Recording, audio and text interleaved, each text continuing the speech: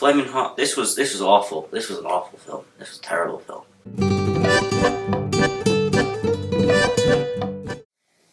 It's kind of part of that trend, that recent trend of movies that are based on brands or products, and they're making a biopic of them. Stuff like Tetris, Blackberry, that pinball movie that like no one saw, Air. I think there's another one, but those kind of movies, those like The Founder, which was a few years ago now, but same kind of idea.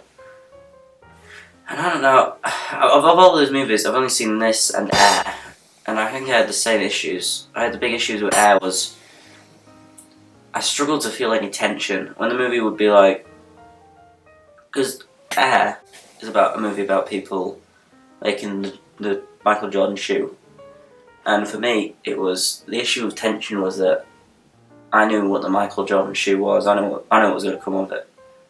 So with a movie that was entirely focused on that tension of whether or not they're going to make the Michael Jordan shoe, I struggled to connect with that tension because I knew. A Flamin Hot doesn't focus as much on the tension of what's going to be the Flamin Hot Cheeto. It more focuses on like the character, the main guy who made it, and his story of how he builds himself up, and his arc, his not redemption, but his kind of underdog story. And I thought, I mean, I guess it's an interesting approach, but I don't know. I mean, the whole underdog story can kind of ring hollow when it's about a multi-billionaire who made one of the biggest brands in the world. But I guess a story could come of that.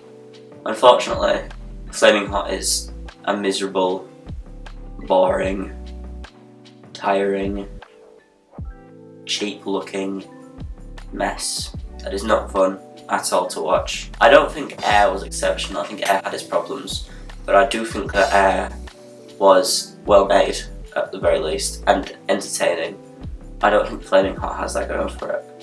I don't think it's like an entirely corporate movie. It was made by Fox Searchlight, I think they helmed it, and it was directed by Eva Longoria. I don't blame her. She seemed to put some effort into it. I can see, the thing is, she puts a lot of directional flair.